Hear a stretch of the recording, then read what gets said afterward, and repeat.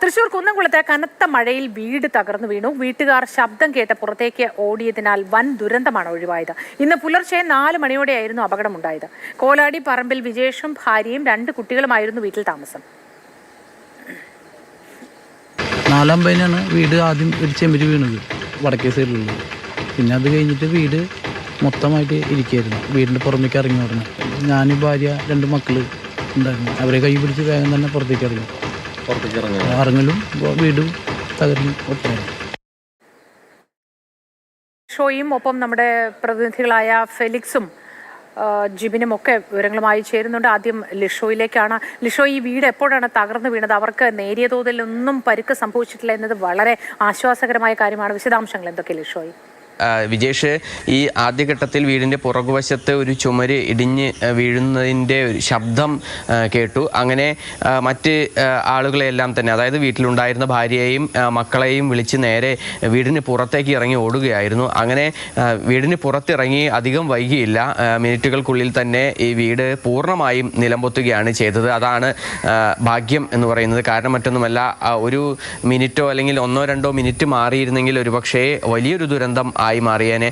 നേരത്തെ ചോർച്ചയോ അല്ലെങ്കിൽ വിള്ളലോ ഒന്നും തന്നെ കാര്യമായി ഉണ്ടായിരുന്നില്ല വീടിന് എന്നുള്ളതാണ് വിജേഷ് പറയുന്നത്. കനത്ത മഴയിൽ ഏതെങ്കിലും തരത്തിൽ ചുവരിലൂടെയോ മറ്റോ വീടിനകത്തേക്ക് വെള്ളം കിനിഞ്ഞിറങ്ങുകയോ അങ്ങനെയൊന്നും തന്നെ ഉണ്ടായിരുന്നില്ല എന്നുള്ളതാണ് അദ്ദേഹം പറയുന്നത്. അവർ വാടകയ്ക്ക് താമസിച്ചിരുന്ന വീടാണ്. കുറച്ച് നാളുകളായി അവിടെ വാടകയ്ക്ക് താമസിച്ചു വരികയാണ്. അതിനിടയിലാണ് ഇപ്പോൾ ഇങ്ങനെ ഒരു സംഭവം ഉണ്ടായിരിക്കുന്നത്. ആ ശബ്ദം കേട്ട് ഇറങ്ങി ഓടിയില്ലായിരുന്നെങ്കിൽ ഒരുപക്ഷെ വലിയൊരു ദുരന്തമായി മാറിയേനെ. എന്തായാലും ഭാഗ്യം കൊണ്ട് ആ കുടുംബം മുഴുവൻ രക്ഷപ്പെട്ടു. ആ വീടിന്റെ ആദ്യത്തെ ദൃശ്യവും പിന്നീട് തകർന്നപ്പോൾ ഉള്ള ദൃശ്യവുമാണ് 2 വിൻഡോകളിലായി പ്രേക്ഷകർ കാണുന്നത്. വലിയ പ്രശ്നങ്ങളൊന്നും ഉണ്ടായിരുന്നില്ല. അങ്ങനെ മഴ നനഞ്ഞ് ഈർപ്പം പിടിച്ചതായി ഒന്നും കാണപ്പെട്ടിരുന്നില്ല എന്നാണ് പറയുന്നത്. പക്ഷെ പെട്ടെന്ന് വീട് തകരുകയായിരുന്നു. ഏതായാലും ഇവർക്ക് ഇറങ്ങി ഓടാൻ കഴിഞ്ഞത് ഏറ്റവും ഭാഗ്യം, ആശ്വാസകരം എന്ന് മാത്രമാണ് ഈ ഘട്ടത്തിൽ പറയാനുള്ളത്. ലിഷോയാണ് വിശദാംശങ്ങൾ നൽകിയത്. ഇനി ഫെലിക്സ് കൂടി ചേരുന്നു കണ്ണൂരിൽ നിന്നുള്ള മഴ വിവരങ്ങളുമായി. Felix, good morning. കണ്ണൂരിൽ വിവിധ പുഴകളൊക്കെ നിറഞ്ഞ് കവിഞ്ഞൊഴുകിയിട്ടുണ്ട്. ശക്തമായ മഴ ഇപ്പോൾ പ്രദേശത്തുണ്ടോ?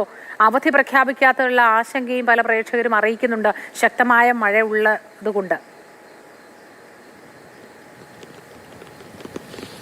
മോത്തി, ഇന്ന് റെഡ് അലർട്ട് അല്ല, ഇന്നലെ റെഡ് അലർട്ട് ആണ്, ഇന്ന് ഓറഞ്ച് അലർട്ടാണ്. പക്ഷേ ഇവിടുത്തെ സ്ഥിതി പരിശോധിക്കുമ്പോൾ അത് ശക്തമായ മഴയാണ് രാവിലെ അനുഭവപ്പെടുന്നത്. രാത്രിയും ഇടപെട്ട് ശക്തമായ മഴ ലഭിച്ചിരുന്നു. ഏതായാലും ഈ അത്താഴക്കുന്ന് മേഖല, അതായത് അത്താഴക്കുന്ന് എന്ന് പറയുമ്പോൾ കണ്ണൂർ നഗരത്തോട് ചേർന്നുള്ള സ്ഥലമാണ്. അപ്പോൾ അവിടുത്തെ ചില ദൃശ്യങ്ങൾ നമുക്ക് കാണാം. ഇത് ഇവിടെ 4 വശത്തും വെള്ളത്താൽ ചുറ്റപ്പെട്ട നിലയിലാണ് പല വീടുകളും ഇവിടെ ഉള്ളത്. അതായത് ശക്തമായ മഴയുണ്ടായിരുന്നു. ആ മഴ 2 ദിവസമായി നല്ല മഴ കണ്ണൂർ ജില്ലയിൽ ലഭിക്കുന്നുണ്ട്. അങ്ങനെ ഈ വീടുകൾക്ക് ചുറ്റും വെള്ളം കയറുന്നുണ്ട്. ഇത് വയൽ പ്രദേശം കൂടിയാണ് അത്താഴക്കുന്ന്. അപ്പോൾ അവിടെയാണ് ഇങ്ങനെ വീടുകൾക്ക്, ആളുകൾക്ക് പുറത്തിറങ്ങാൻ കഴിയാത്ത അവസ്ഥയിലുള്ളത്. ഇപ്പോൾ നമ്മൾ ദൃശ്യങ്ങൾ കാണുന്ന വീട്ടിൽ നിന്നും ആളുകൾ നേരത്തെ ഇറങ്ങി അവർ സുരക്ഷിത ഇടങ്ങളിലേക്ക് പോയിട്ടുണ്ട്. ഇവിടെ സമാനമായ അവസ്ഥയിൽ ധാരാളം വീടുകളുണ്ട്. രോഗികളും കുട്ടികളും സ്ത്രീകളും അടക്കമുള്ളവരുണ്ട്. അവർക്കൊന്നും പുറത്തേക്ക് ഇറങ്ങാൻ കഴിയാത്തൊരവസ്ഥ ഇവിടെ നിലനിൽക്കുന്നു എന്നതാണ്.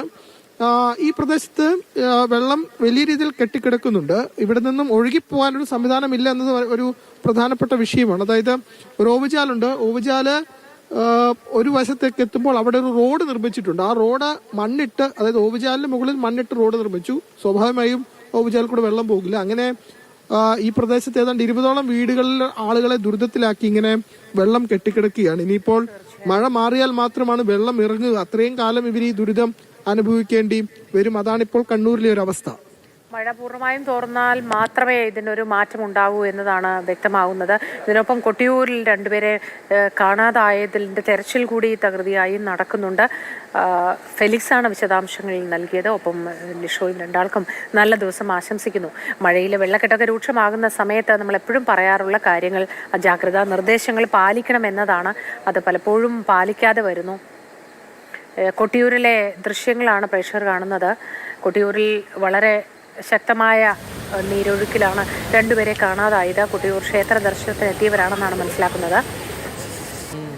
അവർ കുളിക്കുന്നതിനിടെയാണ് അപകടത്തിൽപ്പെട്ടത്. സാധാരണ ഉള്ളപ്പോഴുള്ള നീരൊഴുക്കായിരിക്കില്ല പുഴയിൽ മഴയുടെ സമയത്ത് ഉണ്ടാവുക. മലവെള്ളം കൂടി വരുന്നതോടെ പുഴയുടെ സ്വഭാവം തന്നെ മാറും പലപ്പോഴും. അത് പുഴയാണെങ്കിലും ചെറിയ തോടുകളാണെങ്കിൽ പോലും അങ്ങനെയാണ്. അതിലാണ് ഏറ്റവും പ്രധാന ശ്രദ്ധ വേണ്ടത്. അതിസാഹസികത കാണിക്കാനൊക്കെ മുതിർന്നത് പലപ്പോഴും ഈ മഴയുടെ സമയത്ത് നമ്മൾ കാണാറുണ്ട്. പക്ഷേ ഈ സാഹസികതകളിലേക്ക് പോവാതെ ജാഗ്രത പാലിക്കുകയാണ് വേണ്ടത്.